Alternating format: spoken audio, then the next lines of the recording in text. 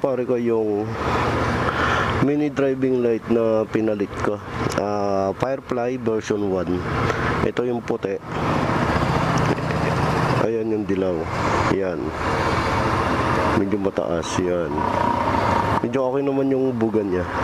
So ngayon, susubukan natin ngayong gabi kung maliwanag din siya.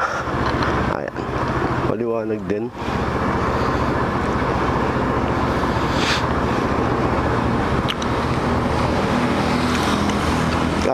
Yung tatak ng mini driving light natin is Firefly version 1.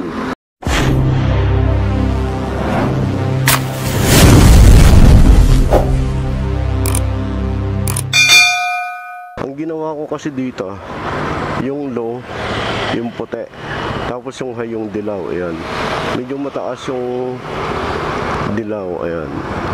Mataas masyado yung setup ko. Susubukan natin ngayong gabi. Ganyan yung liwanag niya. Ayan. So okay naman, goods na. As in, maliwanag naman na siya. Kasi yung main headlight ko, masyadong mataas siya mga pare.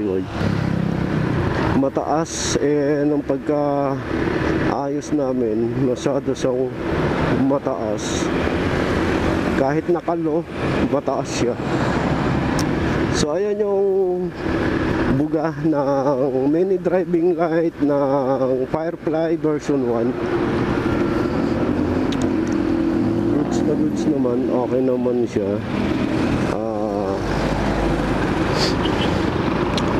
Maliwanag. Ayan.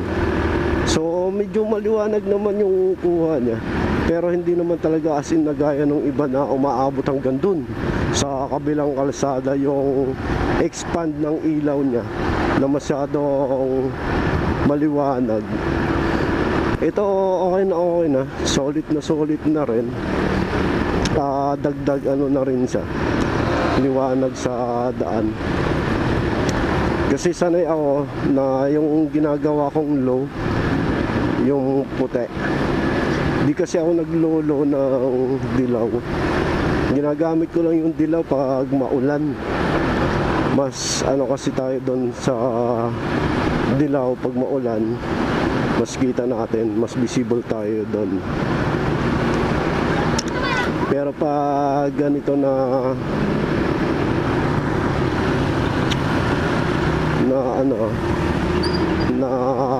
hindi siya maulan, maaraw lang, okay na okay sa akin. Goods na goods sa akin tong mini driving light na to na puti. Ang bibilis naman, ang bibilis nila. Sige, mauna kayo. Mini driving light, gusto ko yung tama lang, yung ganyan, saktong sakto. Di ko kasi binubuksan yung headlight eh. Kasi pag binubuksan ko yung headlight, mga pare ko, masyadong mataas eh. Tingnan nyo ha. Ayan o. Kita nyo yung sa puno. Nasa taas ang puno. Mataas kasi, makakasilaw.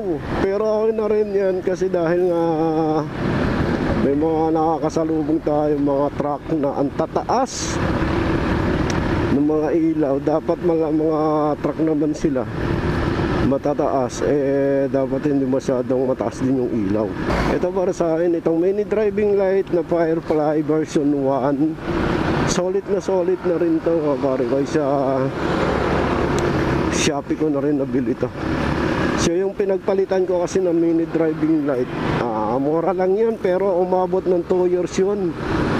2 taon ko rin na nagamit yun, yung mini driving light na yun. Solid ka na rin doon sa 2 years na yun. So ito mga pare, kaya i-recommend ko sa inyo to. Itong mini driving light ng Firefly version 1. May mga version kasi siya. Itong nakuha ko version 1 lang.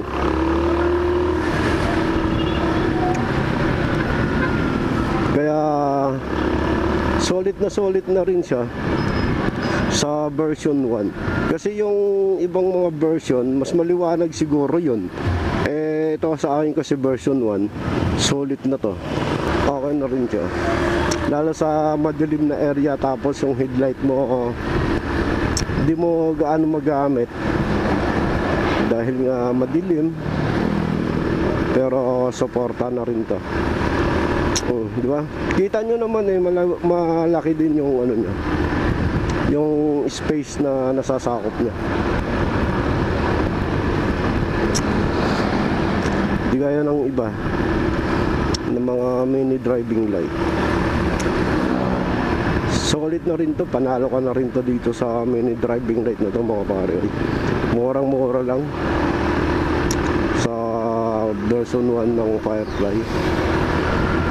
Kaya nakuha ko to kasi Firefly, siyempre pag sinabing Firefly, kilalang kilala sa mga ilaw, kilala sa mga brand na ginagamit nating ilaw sa bahay na matibay, maliwanag, di ba?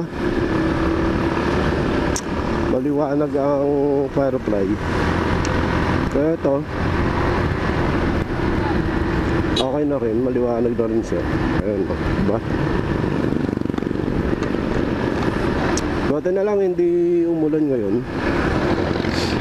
kasi kanina umaambon So yun lang mga pare, kaya inano ko lang sa inyo, pinakita ko lang sa inyo yung kung gaano kaliwanag yung buga ng Firefly na mini driving light na version 1. So solid na rin to, panalo na rin kayo to. Sa Shopee ko lang naman nabili to. Kahit sa TikTok siguro may makukuha kayo nito. Itong Firefly na to na version 1. May mga version na rin kasi siya. Ay nakuha ko version 1 nagtitipid kasi tayo, hindi gaano tayo sa mura, trinay lang natin to. Gaya nung sa una kong gamit na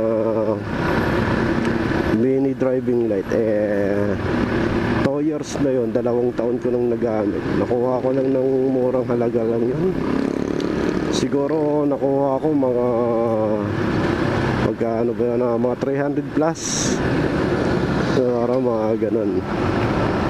Ngayon kasi madami ng mini driving light na naglalabasan, kaya yung iba mga mura na. Mura lang yung mga ibang mini driving light, maliban lang sa mga leading brand na kilala na maliwanag talaga, na maganda yung buga. Ito para sa akin solid na rin, ayos na rin naman yung buga nito.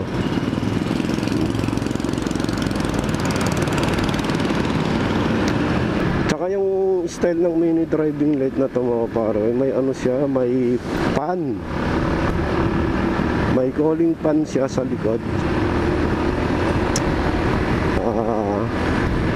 para iwas init, nagbibigay siya ng lamig yung pan na yon, yung cooling pan. Kahit may mga kasalubong tayong na matataas yung ilaw, kita pa rin natin yung daan, dahil sa mini driving light na gamit natin, okay na rin siya. Panalong panalo. So yan dito mga pare, kaya madilim na area to dito natin makikita. Ayan, diba? Medyo maliwanag na rin, ano na rin yung bugan niya.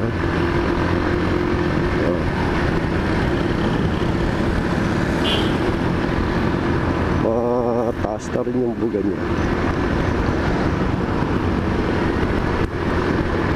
So ayan, diba? Ayos, goods na.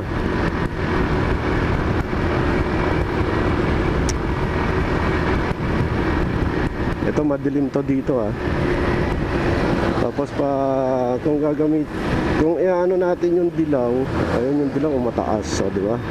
So yun, ganyan lang yung ano ng puti sa puti niya. Medyo ano naman yung puti, so maliwanag naman, maano siya. Malayo malawak din yung nasasakop niya ng puti na to. Medyo mataas lang yung sa ano natin ng dilaw.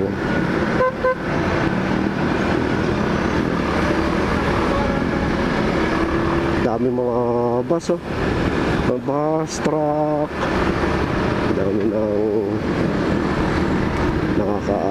ano natin, nakakasabayan.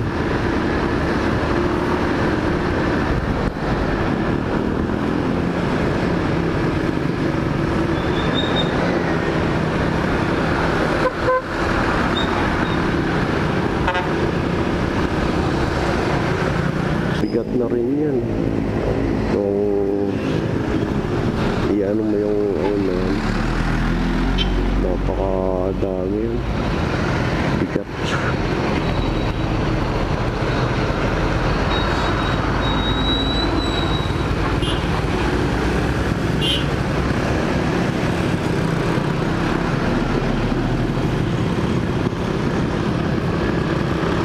So diba, taas lang ng ilaw na nasa likod natin yung tricycle. Sabagay, taas din naman ilaw natin. Kanya-kanyang ano lang yan kanya-kanyang diskarte lang. Malabo talaga mata mo. Kung malabo yung mata mo, huwag ka na magdadrive pag gabi. Kasi halos lahat ngayon ng makakasalubong mo puro mga tataas ng mga ilaw.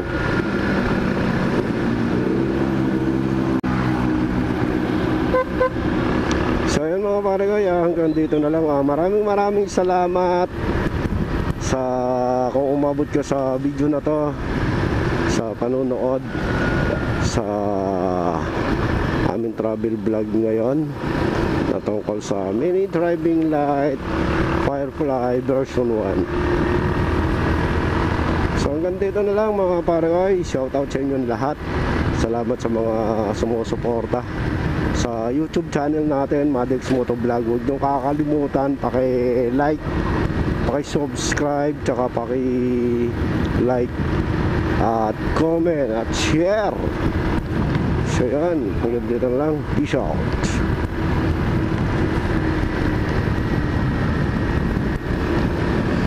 Oh yeah, sa gitna siya.